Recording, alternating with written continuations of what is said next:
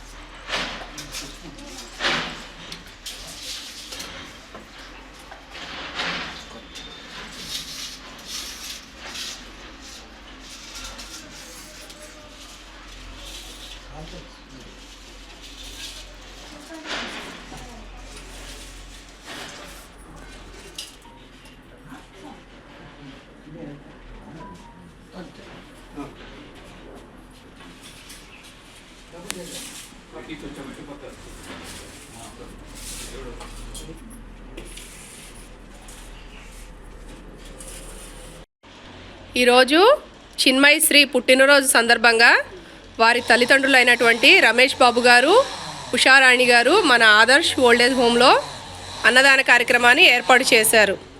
చిన్మయి శ్రీకి పుట్టినరోజు